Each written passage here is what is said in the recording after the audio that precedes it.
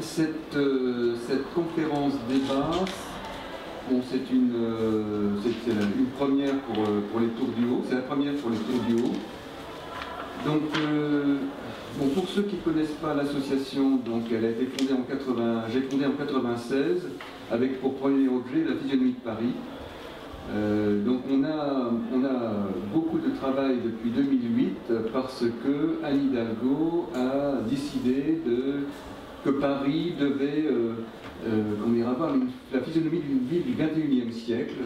Donc, comme les socialistes avaient la majorité absolue, donc ils ont décidé de construire des tours dans Paris, alors que les Verts ne le souhaitaient pas.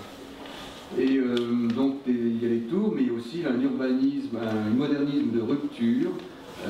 Donc alors que la tradition c'était, il fallait s'intégrer dans le paysage urbain, là c'est devenu son inverse. Il faut donc marquer la rupture par rapport au contexte.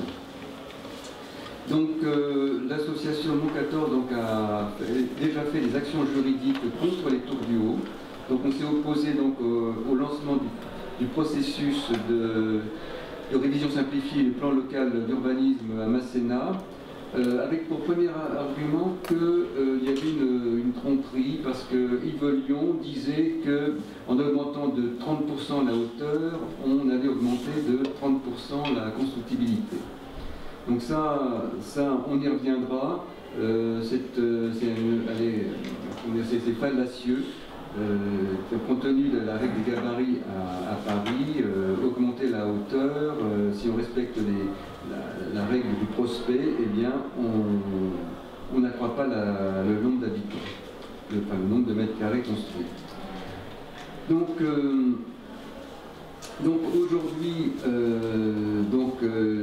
on est toujours en appel pour cette procédure judiciaire, mais ça n'empêche pas le promoteur Ivanhoe Cambridge d'investir et de demander un permis de construire. Donc c'est un permis de construire qui a été demandé en printemps de l'année dernière, et aujourd'hui on est dans un moment fort, c'est-à-dire l'enquête, je dirais l'enquête d'évaluation environnementale. Pourquoi? Bon, c'est depuis la convention d'Aarhus, on est convenu qu'on doit informer la population dès lors qu'un projet d'ampleur et un impact sur l'environnement. Alors, cette enquête publique a commencé le 9 février. Nous sommes le 7 mars, donc il y a plus d'un mois qu'elle a commencé, et quand vous allez sur le registre du commissaire enquêteur, c'est tout juste s'il y a, il n'y a même pas 10 personnes qui ont porté des observations, donc c'est quand même anormal qu'un projet de cette ampleur soit aussi peu connu, qu'il y ait aussi peu de gens qui se déplacent. D'ailleurs c'est un petit peu le but de cette réunion, que vous alliez sur le registre et donc marquer votre désapprobation, éventuellement, pas politique, mais plutôt votre désapprobation globale du projet. Donc,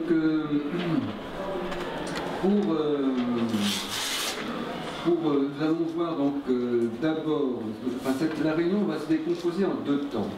Hein. D'abord, on va parler de l'impact des tours sur le grand paysage, donc pour les tours du Haut, mais aussi avec la tour Triangle, la tour du Palais de Justice. Donc tout ça, ça forme partie d'un ensemble de tours qui visent à changer le grand paysage.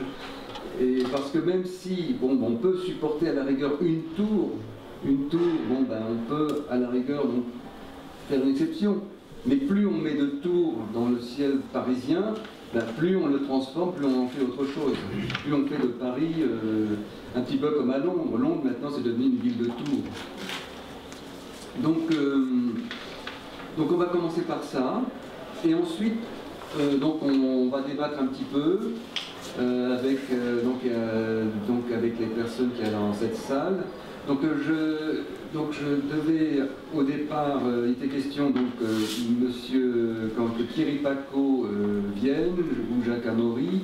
Donc Thierry Paco, lui, a un décès dans sa famille, il ne peut pas venir, et Jacques Amaury a une assemblée générale, donc il ne peut pas venir non plus. Donc c'est pas de chance. Heureusement, nous avons parmi nous Gilles Mermet qui c'est pas n'importe qui, puisqu'il est président d'un comité pour un processus donc, de classement des toits de Paris au patrimoine mondial de l'UNESCO. Enfin, vous pouvez vous présenter? Oui, bonjour à tous. Vous pouvez vous lever? J'ai l'honneur de présider le comité de soutien pour la candidature des toits de Paris au patrimoine mondial de l'UNESCO. C'est une mission qui m'a été confiée il y a très peu de temps, hein, à peu près 2 mois maintenant, par Delphine Burki, qui a émis le vœu d'inscrire les toits de Paris au patrimoine, et son vœu a été voté à l'unanimité par le Conseil de Paris le 1er octobre de l'année dernière. Et depuis, nous avons enclenché ensemble un processus pour faire connaître ce projet auprès du public parisien à travers des événements, des manifestations. Nous sommes en train de créer un site internet. Alors moi, personnellement, elle m'a proposé de soutenir, de présider ce comité de soutien parce que moi je suis journaliste et photographe, parce que j'ai écrit un livre et fait un livre de photographie sur les toits de Paris à travers le métier de couvreur. J'ai toute une expérience de reportage pour le magazine Géo, pour le Figaro Magazine, etc. Et j'ai donc vécu sur les toits de Paris pendant une année à travers cette expérience avec les couvreurs. Et lorsque nous nous sommes mis en relation, Delphine Burki et moi-même, à travers Canal+, qui nous interviewait tous les deux, je lui ai fait part, dans le cadre de son projet, d'insister sur le côté métier, parce que ce sont quand même ces couvreurs qui ont une formation très importante, qui entretiennent finalement ce patrimoine des toits de Paris à travers leur savoir-faire sur le zinc, le cuivre, l'ardoise. Et donc je lui ai dit, vous avez intérêt, si vous voulez vraiment donner de l'importance à votre dossier, vous avez intérêt à vous associer avec le syndicat des couvreurs de Paris. Et donc le lien s'est fait. Et aujourd'hui, c'est le GCCP, qui est donc ce syndicat des couvreurs de Paris, qui est le premier à qui parraine donc notre organisation, notre comité, et qui nous a déjà trouvé des partenaires pour pouvoir justement commencer à créer des événements. Donc voilà, c'est un projet qui est un projet à très long terme. Nous sommes en train actuellement de commencer à constituer ce dossier, mais je vous en parlerai plus longuement et je vous tiendrai au courant en tout cas de nos projets. Donc voilà pour une présentation rapide. Alors, donc on va enchaîner sur... Dans la salle, donc, il y a des représentants aussi de SOS Paris, donc Christine Nedelec, Yann Wiers, donc tout à l'heure, après la présentation, on dirait éventuellement ce que vous pensez. Hein. Bon, donc, et puis, donc, il y a une représentante aussi d'ADA 13, à la fois d'ADA 13 et de l'IDFE. Voilà, donc Madame Dupré, Martin Dupré. Et puis alors donc tout. Alors, les AG des transports. Non, l'association des AG des transports. Alors l'association des AG des transports qui est là. Et puis donc Monsieur Recti qui donc représente les artistes du frigo. Ah non, artistes et artisans. Artistes et artisans du frigo. Voilà. C'est un bâtiment d'activité. Un bâtiment. Et non pas un bâtiment d'artistes. Voilà. Oui. Bon, alors donc Marc-Ambroise Rendu donc à son assemblée générale d'ADA 13 donc ce matin, malheureusement tout tombe mal ce matin, mais il va venir à mi-séance, donc il sera là lorsqu'on va commenter donc l'enquête publique qui est en cours. Donc on va commencer donc par présenter donc l'impact des tours en Paris. Donc sur là vous avez le plan des hauteurs à Paris. Alors c'est un plan des hauteurs qui a changé aujourd'hui parce que là il n'y a qu'un endroit où vous avez des immeubles, des autorisations pour des immeubles de très grande hauteur. En réalité maintenant on peut faire des immeubles de très grande hauteur donc à la porte de Versailles et au Batignolles. Alors ces droites là ce sont les 4 vues principales. Depuis le Sacré-Cœur,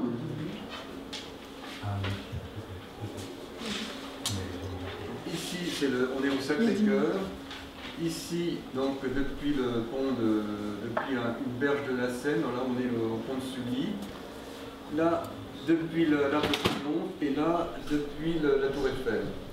Alors c'est un petit peu déroutant quand vous regardez parce que là par exemple vous allez voir les tours du haut qui vont se trouver tout à fait à gauche même de la BNF, tandis que si vous regardez par ici, au contraire, la BNF sera plus à gauche que les tours du haut. Donc au fur et à mesure que vous passez vous allez de vue en vue, vous avez donc les bâtiments qui ne sont pas placés exactement au même endroit. Voilà. Donc ici, on va aller... Alors, la méthode employée est assez simple. Une fois que, pour faire des photomontages, une fois qu'on connaît l'altitude, l'attitude du terrain, la hauteur du bâtiment, donc il suffit de calculer. Donc par exemple, depuis le Sacré-Cœur, l'altitude est 123 mètres. Donc l'altitude à laquelle a été prise la photo est de 123 mètres. Donc on a le Panthéon qui est haut de 83 mètres et le terrain a une altitude de 67 mètres. Donc ça fait 150 mètres à la pointe du dôme, donc un dénivelé par rapport au point d'observation du Sacré-Cœur, un dénivelé de 27 mètres. Le sommet des tours du haut, alors la hauteur est de 180 mètres, et donc un dénivelé par rapport au Sacré-Cœur de 95 mètres. Donc vous comparez donc ce dénivelé là, ici, par rapport à l'altitude du Sacré-Cœur, et là le dénivelé par rapport toujours à l'altitude du Sacré-Cœur. Donc vous voyez que dans la perspective, dans le regard horizontal, eh ben, les tours du haut vont dépasser nettement le dôme du Panthéon. Voilà.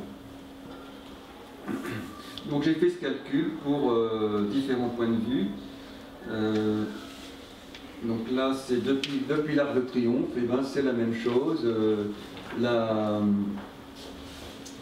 Le sommet des tours est nettement supérieur, et vous voyez quand vous faites une droite, et ben, elle passe au-dessus du sommet du dôme du Panthéon. Alors, voilà ce que l'on voit aujourd'hui depuis l'Arc de Triomphe. Alors première constatation, donc, le visiteur qui ne connaît pas, qu'est-ce qu'il constate dans un premier temps? Son regard se promène. Qu'est-ce qu'on lit ici? On a du mal à... On voit bien les toits en premier plan, c'est bien agréable, mais ici on distingue moins bien. Alors qu'est-ce qu'on va faire? Le visiteur, il va regarder les points hauts, c'est-à-dire qu'il va regarder voilà, un clocher, il va regarder le dôme des Invalides, il va voir la tour Montparnasse dans le paysage, mais c'est monstrueux. Comme vous voyez sur le Sacré-Cœur, la place qu'elle prend dans le paysage, c'est absolument monstrueux. Là, vous allez dire, mais qu'est-ce que c'est que ce truc? C'est une colline? C'est quoi ça? C'est pas pareil ça. Bon. Après, il réfléchit un petit peu, peut-être, ah, mais mince, c'est les tours du 13e. Bon. C'est vrai qu'on n'est pas. Et ici, donc là, on reconnaît la BNF. Bon, là, c'est parce que c'est en travaux, mais c'est le dôme du Panthéon. Voilà. Donc, et là, c'est le Grand Palais. Donc, la tour derrière, c'est Jussieu. Voilà. Donc, voilà. Donc la lecture du grand paysage, c'est ça. C'est l'œil qui parcourt l'œil qui lit les quartiers, qui reconnaît avec ses points hauts donc, et ses points emblématiques. Donc ici, donc, alors là, c'est un photomontage. Donc j'ai pris donc le dôme du Panthéon que j'ai trouvé sur Internet et j'ai mis les tours du haut par derrière. Donc c'est à peu près, elles vont se retrouver à peu près à cet endroit-là dans le champ de vision. Donc vous constatez que ces tours, eh ben, ça vient mettre un petit peu, moi je dirais, c'est un peu comme un bonnet d'âme. C'est un bonnet d'âme, c'est un son des oreilles comme ça qui se pointe et qui sont à moitié pliées. Donc c'est très fâcheux. Il y a donc Charles Bourrelli qui était donc conservateur des monuments historiques à Paris, disait toujours: quand vous classez un monument historique, vous classez ses abords. Pourquoi? Parce que quand vous êtes en train de vous pénétrer d'un monument, vous pensez à son histoire, à la raison pour laquelle il est là, et vous êtes dans le recueillement et vous n'avez pas envie qu'il y ait quelque chose complètement qui appelle à autre chose. Surtout une tour, parce qu'une tour ça attire irrésistiblement l'attention, une tour, un peu comme un paratonnerre la foudre. Donc vous n'avez pas envie que quand vous êtes en train de vous recueillir devant un monument historique, vous ayez quelque chose d'autre qui attire votre attention vers autre chose. Alors, autre vue, donc ça c'est depuis le pont de Sully.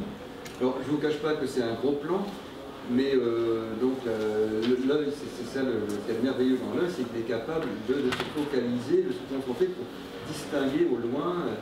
Et alors là, depuis le pont de Sully, vous aviez donc les tours de les pans de la BNF plutôt.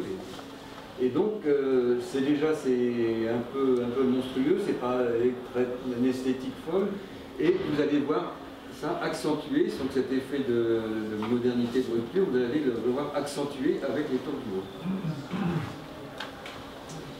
Alors maintenant, la tour triangle. Bon, alors là c'est un... Donc vous aviez donc le dôme des Invalides, donc ça c'est un photomontage, et elle va, alors là c'est très gênant, comme dire, quand une tour est dans l'axe en pleine co-visibilité comme ça, donc vous allez avoir, au lieu d'être enchanté de voir cette dôme des Invalides, trôner dans son lieu, on sait qu'il y a là l'esplanade des Invalides, la Seine, le Trocadéro un peu plus loin. Donc c'est emblématique d'un quartier, d'une vision qu'on a de Paris. Et là, en plein dans la ligne de mire, vous avez cette tour triangle qui va venir tout gâcher. Donc voilà ce qu'on a un peu plus près. Ici, donc, là c'est la vue depuis la tour Eiffel. Et qu'est-ce qui se passe là? Bon. Et donc vous avez la tour triangle qui va faire pendant à la tour Montparnasse. Cette tour Montparnasse, vraiment dans la vue depuis la tour Eiffel, elle vient vraiment... c'est très très désagréable. Ici, donc, c'est un endroit qui est magnifique aussi, donc c'est depuis le quai de Cours-la-Reine. Donc vous avez la vue sur les Invalides. Et donc malheureusement, là il y a la tour Montparnasse. Et ici, vous allez avoir donc une nouvelle émergence, la tour triangle. Donc c'est dommage parce que c'est un site qui est vierge de toute salissure, et là il va y avoir ce truc, ce machin, qui est un petit peu obsessionnel. Donc on va le voir d'ailleurs bientôt. Donc là on se trouve sur l'Arc de Triomphe et on regarde vers le nord. Donc on voit à droite la montée vers la butte Montmartre. Donc ça c'est la butte Montmartre, c'est dans l'imaginaire, c'est donc le vieux Paris, c'est bruyant, et donc on pense à une montagne, quoi, la butte Montmartre. Et qu'est-ce qu'on va voir? On va voir donc dans le champ de vision, comme en plus elle est un peu plus près, la tour du palais de justice, elle va paraître plus haute que dans la tour de Turquie, elle sera plus haute que la butte Montmartre. Donc ça va faire un petit peu une sorte de pied de nez, mais bon, soit c'est la butte, mais moi je suis encore plus haut que la butte, des trucs comme ça. Ici, même chose, donc on est sous la tour Eiffel, ici, et on regarde vers le nord, donc on voit des toits haussmanniens, des clochers qui émergent, et on va voir la tour du palais de justice qui va donc marquer sa présence. Ici, on est sur les berges de la Seine. Alors là, ce n'est que 2 ou 3 exemples. en fait, ces tours, comme elles sont disproportionnées dans le paysage, comme elles crèvent très très fortement le plafond des hauteurs, et ben, elles vont se voir de multiples endroits. Donc là, on est sur le berge de la Seine, et ben, quand on va se balader, désormais, on va voir donc, les tours du haut, on va voir la tour triangle, et donc on va voir aussi la tour du palais de justice, donc pointer son nez au-dessus des arbres à certains endroits. Là, c'est depuis le quai Voltaire. Alors, donc on voit que c'est c'est quasiment obsessionnel, ces tours. Là, je pense que si on depuis le jardin du Luxembourg, là, comme il y a des espaces dégagés, on va voir aussi les tours, la tour triangle, etc. Alors, ceci dit, il y a un problème. On sait qu'on voit qu'il y a donc les ciels parisiens grignotés petit à petit, mais jusqu'où accepter, à partir de quel moment il faut s'opposer fermement, c'est pas facile, et donc qu'est-ce qui peut trancher là-dedans? Ce sont les tribunaux. Les tribunaux, ils doivent s'appuyer sur quelque chose, quand même, sur une expérience. C'est ce qu'on appelle la jurisprudence, voilà. Moi, je considérais qu'il pouvait faire un parallèle avec le Mont Saint-Michel. Le Mont Saint-Michel, pourquoi? Parce que bon, il est classé patrimoine mondial de l'UNESCO. Il y a un problème avec les éoliennes. Donc, quand on s'approche du Mont Saint-Michel, eh ben, c'est un lieu un peu magique, un peu extraordinaire. Et c'est pas très agréable quand on s'achemine dans sa direction de commencer par avoir des éoliennes qui fonctionnent. Des éoliennes qui peuvent atteindre jusqu'à 150 mètres de haut en bout de pale. Et donc on les voit donc à l'arrière quand on est devant le pied du Mont Saint-Michel. Donc, et au point de vue dimension, eh ben, on retrouve un peu les dimensions des tours à Paris. Là, vous avez 170 mètres pour la pointe de l'église du Mont-Saint-Michel. Et donc, les éoliennes, donc là, vous avez un exemple d'éolienne un peu plus petite, 100 mètres de haut, mais comme le terrain est à 125 mètres, ça fait 225 mètres. Et ça, c'est un peu comparable à ce qu'on observe à Paris. Parce que, attention, à Rouge, c'est à une quinzaine de kilomètres du Mont-Saint-Michel.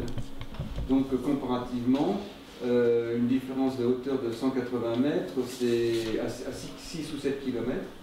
Les distances des points hauts à Paris, entre les points hauts à Paris et les tours, c'est de l'ordre de 6 à 7 km à Paris. Donc, vous avez, donc ces éoliennes dans le paysage, elles sont plus petites que les tours à Paris. Et qu'est-ce qu'on constate? Eh bien, il y a un périmètre de protection qui va de 20 à 40 km. Ici, on est à 40 km du Mont-Saint-Michel, et donc il y a un périmètre d'interdiction des éoliennes. Donc on peut citer des interdictions, des décisions de... Par exemple, donc, il y avait 4 éoliennes d'une hauteur de 140 mètres en bout de pale qui devaient être construites à Tremblay, à 26 km du Mont-Saint-Michel et à 7 km du château de la Talue et de ses jardins classés au monument historique. Qu'est-ce qu'a décidé le président du tribunal administratif?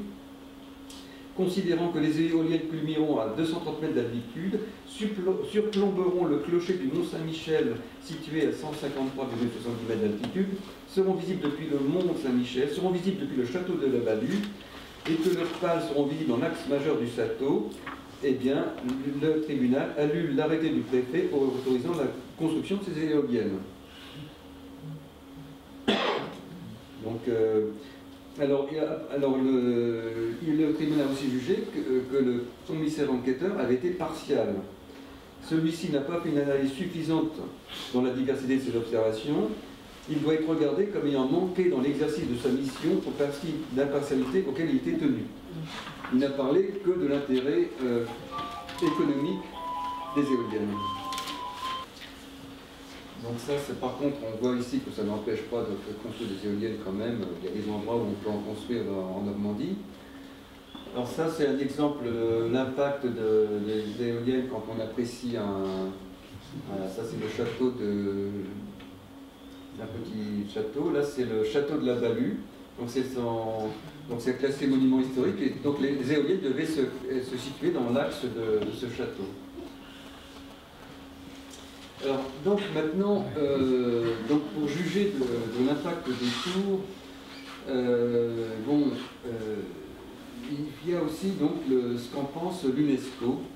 Alors il devait y avoir aujourd'hui donc un représentant de l'ICOMOS, mais donc l'UNESCO joue un rôle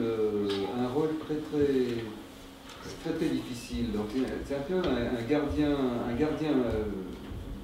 une autorité morale, mais sa seule puissance, c'est sa capacité à retirer, à ôter le classement au patrimoine mondial de l'UNESCO.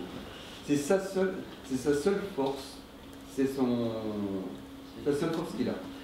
Donc, par exemple, là, nous sommes dans la cathédrale Sainte-Sophie. C'est un monument. Donc il y a donc à Istanbul, donc en Turquie.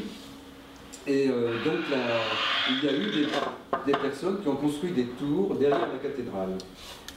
Et une fois que ces tours étaient construites, tout le côté un peu extraordinaire de Sainte-Sophie disparaît. Alors, du coup, l'UNESCO a dit, bon, on vous retire votre statut de site classé au patrimoine mondial. Et bien, le gouvernement turc a fait démolir ces tours. Et il y a aussi une tour qui s'appelle la Giralda. Oui. Et qu'est-ce que le maire de Séville a trouvé? Donc il s'est dit, ah tiens, il y avait un parc des expositions à côté du centre-ville. Ah tiens, ça marche bien, le parc des expositions. Je vais renforcer l'attractivité en construisant une tour. Alors, au nom de l'attractivité économique, on a fichu ce truc-là, juste à côté. Alors, qu'est-ce que devait faire l'UNESCO? Est-ce qu'il devait déclasser la ville de Séville? Il était à deux doigts de déclasser la ville de Séville. Et finalement, il ne l'a pas fait. Pourquoi? Parce qu'il y a aussi un problème. Parce que s'il y a une exception, alors là c'est vraiment fâcheux. Hein. C'est vraiment fâcheux. Qu'est-ce qu'on doit faire? Est-ce qu'on doit déclasser Séville ou pas?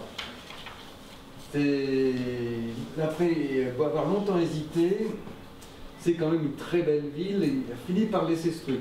Enfin, quand même, c'est vraiment moche. Donc je ne remets pas du tout en cause les hauteurs que vous mentionnez. Par contre, je pense que quand on est dans le lointain, en fait, il y a un effet d'atténuation des coloris, une espèce de floutage lié à l'éloignement, tout simplement, la brume, la pollution qui est à Paris.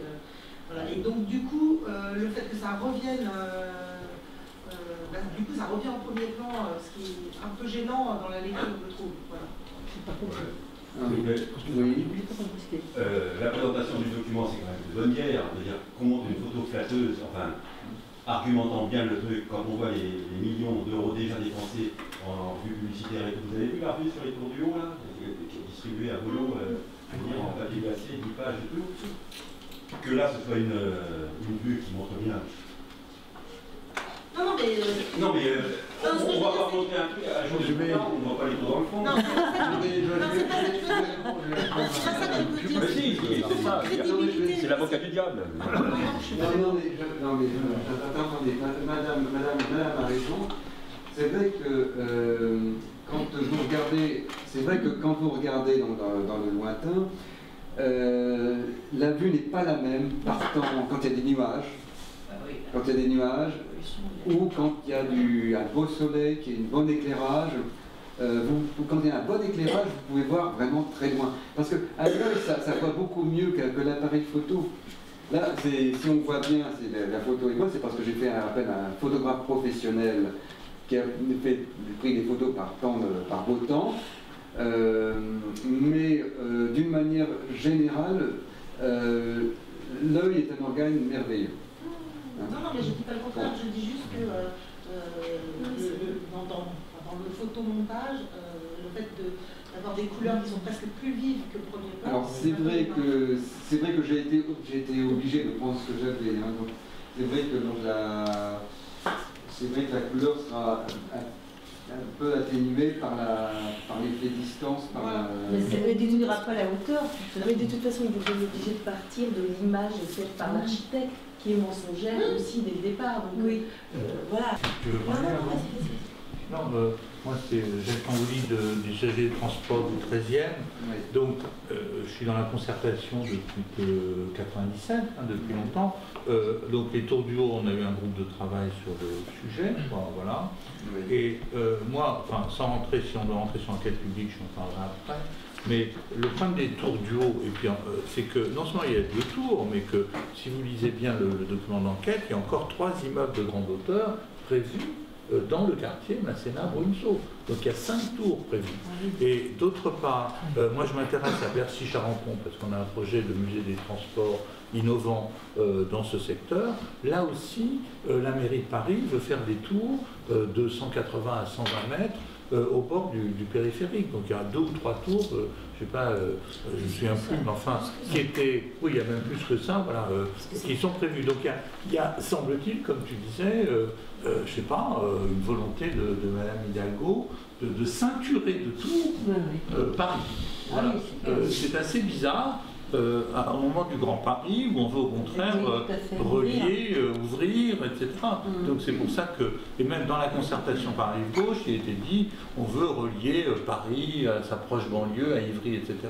Donc c'est très contradictoire. Et là, il suffit de regarder le document, hein, je veux dire, les tours sont situées, on a l'impression que c'est une vraie muraille de tours devant Ivry, quoi. Voilà. Enfin, c'est ce que je voulais dire, simplement sur l'aspect concertation, parce que ça pose un problème d'urbanisme grave. On reverra ça tout à l'heure en voyant l'enquête. Mais sur le paysage aussi, ça va évidemment influencer. Hein. C'est-à-dire que d'une certaine manière, on peut peut-être contester.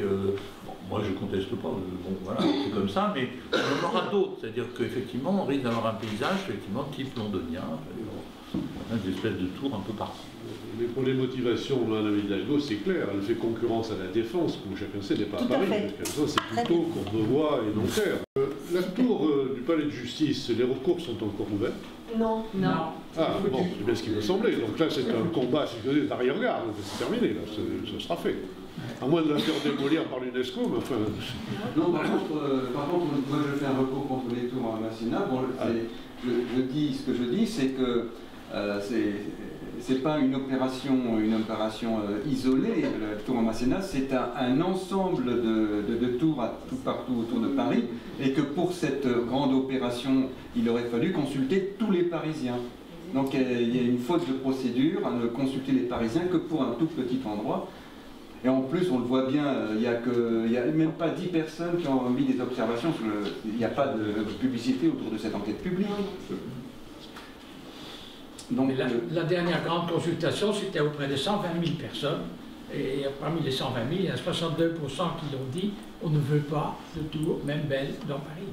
C'est quand même, ça ne laisse pas l'ombre d'un doute. Ça, c'est la dernière fois qu'on a posé la question. Et les sondages régulièrement donnent... Oui, il y en a d'autres sondages. Enfin, oui, c'est peut-être pas le dernier. Pour l'instant, juste un petit aspect, plus tard on reviendra sur les détails. Effectivement, de tout temps, toutes les architectures de grande dimension étaient des signes de pouvoir. Et là, il s'agit de signes de pouvoir économique, tout simplement. C'est se montrer. Je me souviens toujours, j'ai beaucoup travaillé à New York, de l'immeuble Paname qui dominait par sa grande description Paname, avec des lettres de 10 mètres sur le sommet de la tour. Paname n'existe plus, donc vous ne le verrez plus, mais c'était vraiment se manifester économiquement dans le paysage.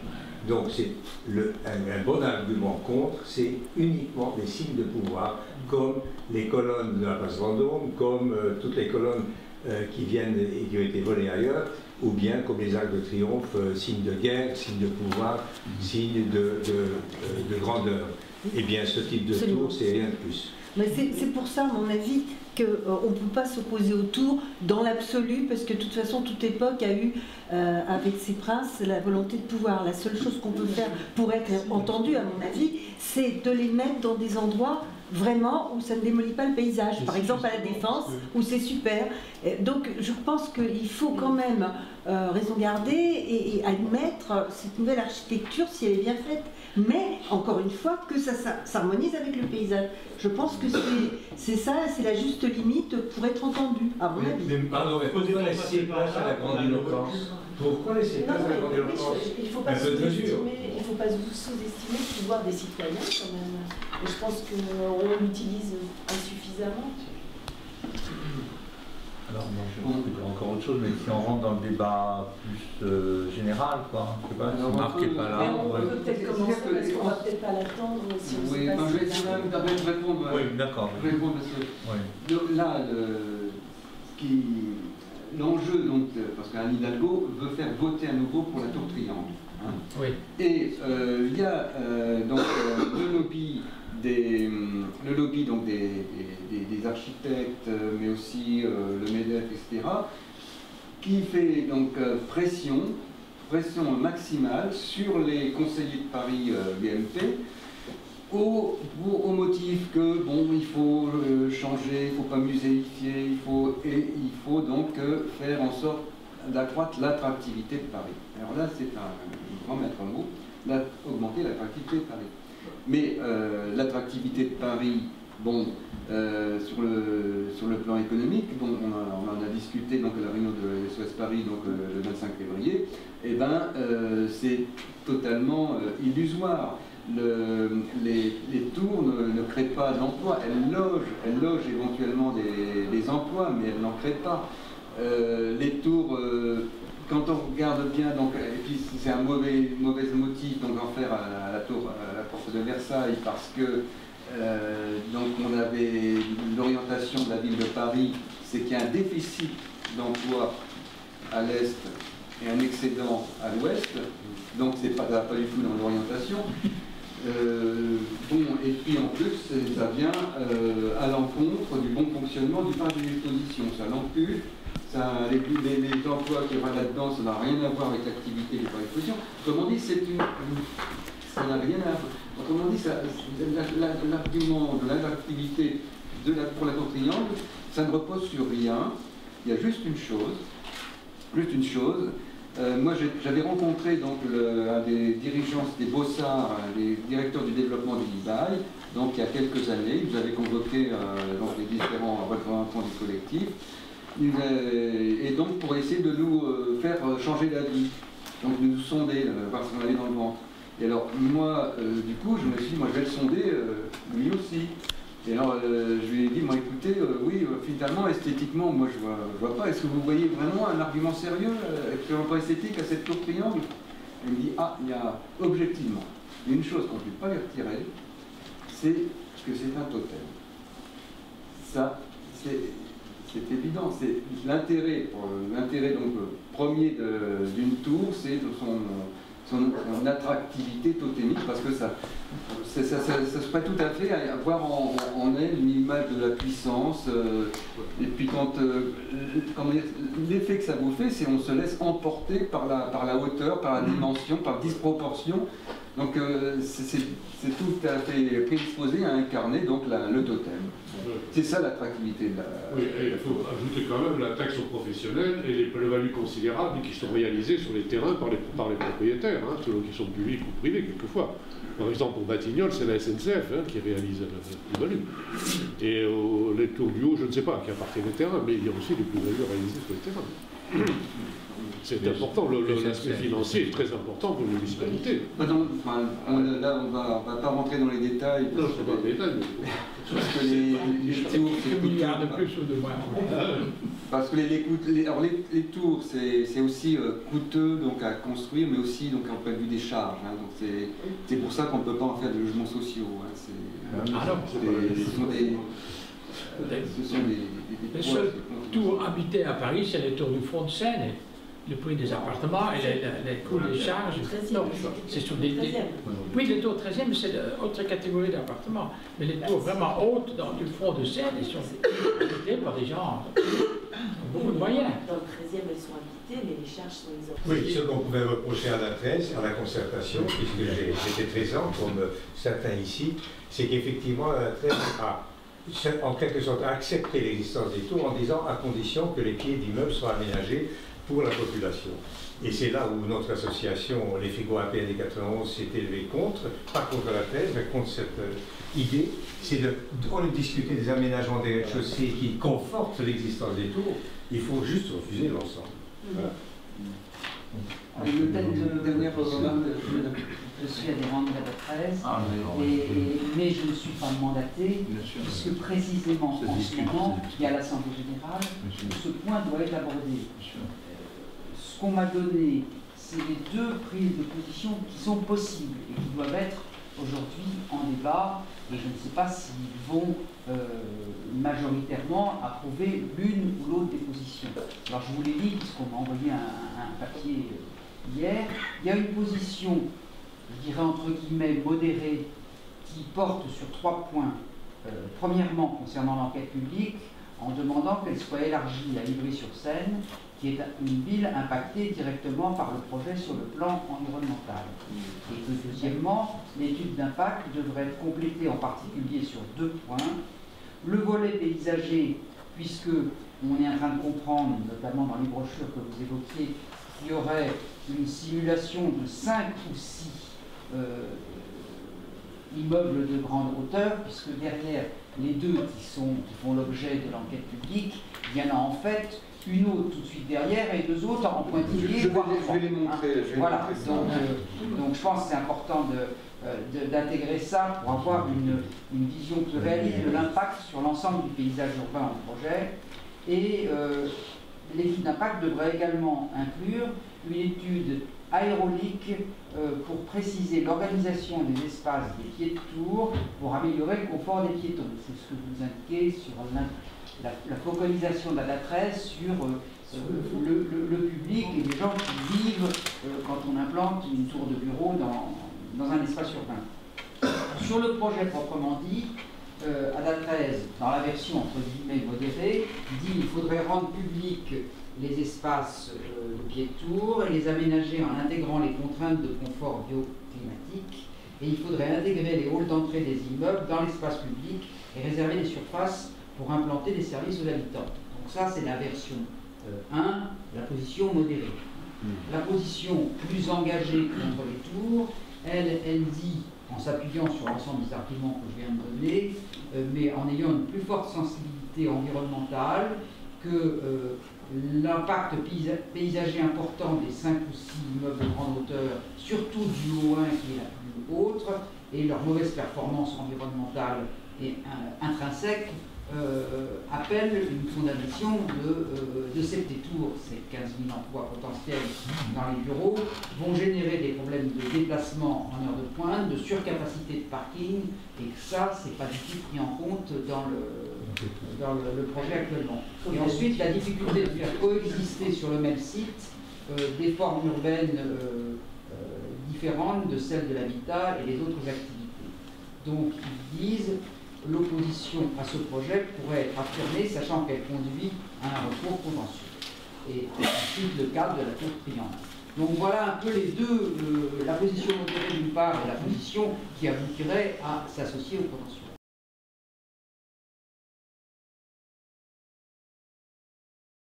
Dans cette enquête publique qui se passe donc à la mairie du 13e, vous avez donc je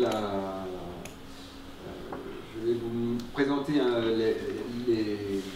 ce qui manque dans cette enquête publique. Et bon, il y a une première observation que je fais tout de suite pour ne pas l'oublier, c'est que il y a une nouveauté par rapport à la règle des gabarits dans Paris, c'est l'abandon de la règle du prospect. L'abandon du prospect, c'est pas innocent. et on n'en parle absolument pas dans l'enquête publique. Pour moi, c'est un manquement grave. La règle de prospect, c'est bien simple, cette règle, c'est quand un homme regarde, lève les yeux, eh bien, il doit voir le ciel au-delà d'une droite élevée à 45 degrés par rapport à l'horizontale. C'est-à-dire, quand vous êtes donc adossé donc à la façade, à une façade d'immeuble, quand vous regardez vers le trottoir opposé, vous devez voir le ciel au-delà d'une droite à 45 degrés, parce que la hauteur de la façade ne doit pas dépasser P, le prospect, plus 2 mètres. Enfin, 2 mètres, maintenant c'est 3 mètres, hein, parce qu'Anne Hidalgo a rajouté 1 mètre sans crier gare, sans avertir personne. Et bien cette règle, voilà, c'est cette règle-là, avec du prospect, comme vous voyez là, 2 mètres c'est à peu près la hauteur du regard, et donc vous devez voir le ciel au-delà de la droite à 45 degrés. Et après il y a l'arc de cercle haussmannien, qui ajoute donc le couronnement, 6 mètres de plus en couronnement. Donc, à cause de cette règle, les millions n'avaient pas le droit de dire qu'il suffisait d'augmenter la hauteur pour augmenter la densité. Pourquoi? Parce que si vous augmentez la hauteur, c'est bien, mais vous êtes obligé de respecter le prospect. Donc, vous diminuez, ce que vous gagnez en hauteur, vous le diminuez avec l'éloignement. Donc, c'est pas ça, c'est pas le fait de monter qui explique l'augmentation des densités, c'est le fait de ne plus respecter cette respiration, cet éclairage. Et donc, c'est quelque part, alors, qu'il n'y ait pas eu de débat là-dessus, donc ce n'est pas démocratique. La règle du prospect, c'est une sorte de consensus au sein de la population. Bon, on pourrait donc dans un village à la campagne, par exemple, cette règle, c'est pas une droite à 45 degrés, ce serait peut-être une droite à 10 ou 15 degrés. Pourquoi? Parce qu'on est en campagne et donc on a le droit d'avoir plus d'éclairage. Par contre, ce qui est étudié dans le cadre de l'enquête publique, c'est l'ensoleillement. L'ensoleillement aussi, c'est important. Mais l'éclairage, il ne faut pas l'oublier. Moi, j'ai vécu dans une rue qui était assez encaissée pendant une dizaine d'années. Au premier étage, au-dessus, il y avait un balcon. Je peux vous dire que vivre toute l'année dans l'obscurité, on est obligé d'allumer la lumière, à la fin, on finit par se plus supporter. Bon, voilà, donc ça, c'est un premier point. Donc là, on voit qu'il n'y a pas de règle de gabarit. Dans le périmètre MB1, c'est-à-dire le périmètre où il y a des tours, il n'y a aucun gabarit. Dans le périmètre où il y a des immeubles d'habitation, il y a une obligation donc à partir dans les voies de 20 mètres qui font moins de 20 mètres de large. Alors, donc maintenant on va parler donc du projet. Donc d'abord les grandes lignes du projet. Donc ça c'est ce qui était médiatisé. Alors donc là vous avez le surplomb au-dessus des rails. Donc ça c'est ce que vous voyez quand vous êtes sur le pont de la rue du Général Simon et donc au bout de l'avenue de France. Donc ce qu'il y a de bien, c'est que c'est de plein pied avec la rue, donc on évite l'inconvénient des Olympiades, de l'urbanisme sur dalle, complètement déconnecté du reste du quartier. Autre vision ici, donc là aussi on voit que c'est présenté comme de plein pied avec le quartier. Alors ici, dans cette enquête publique, on voit, c'est un point important parce que cette enquête publique, c'est une enquête d'évaluation environnementale et la question c'est l'impact sur l'environnement. Et le ministère de l'Environnement avait posé l'année dernière des questions donc, au cabinet Jean Nouvel, à l'université Jean Nouvel, une question, donc question 2.5, c'était, il y en a beaucoup d'autres, hein, mais on va pas seulement s'intéresser à celle qui nous concerne. Donc, paysage et patrimoine, donc il avait cité que pas grand-chose, notamment il avait cité donc, le bâtiment industriel où nous sommes, mais il y en avait beaucoup d'autres, donc il a demandé de compléter. Et ensuite, pour le paysage. Pour le paysage, voilà ce que dit le ministère de l'Environnement. Il aurait été apprécié qu'une analyse des vues et perspectives et des ambiances associées aux bâtiments hauts soient abordées tout comme usage quotidien du territoire environnant et le point de vue de l'habitant. Il aurait été intéressant d'aborder les itinéraires de promenade piétonne. Donc, c'est le ministère de l'Environnement était attentif à l'environnement proche, aux piétons qui se promènent.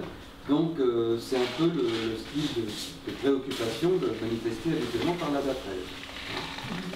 Alors il a ajouté aussi, la vue sur le puits de Sacré-Cœur montre sur la vue des 4 tours de la bibliothèque François Mitterrand, l'irruption d'une tour 2 fois plus haute.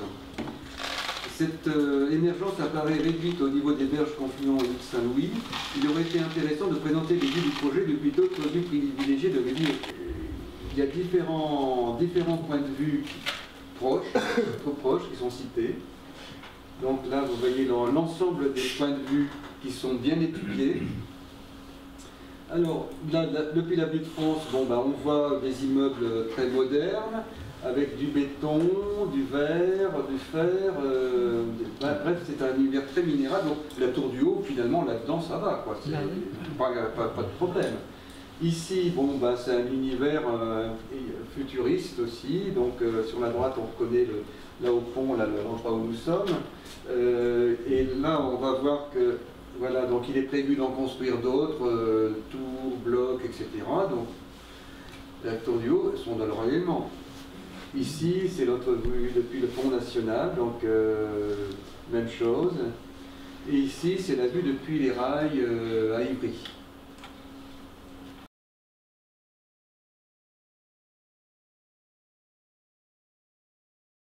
C'est celle où on voit le Panthéon avec le fameux Modéval. Ouais. Elle est inattaquable du point de vue des perspectives, des proportions. Je ne mets pas en doute vos capacités de photographe, mais elle est vraiment totalement réaliste à 100%. Ah oui. Aucun doute. Sur le plan des hauteurs, oui. Sur le plan des hauteurs, oui. Elle sera plus haute. Dans les perspectives, elle sera plus haute. Elles sont plus hautes. La proportion par rapport au Panthéon, c'est tout à fait réaliste. Les façons vues de Paris sont à contre-jour. Oui. Ce sont toujours des masses noires vues depuis Paris. Je suis aussi. Je suis tout pour moi.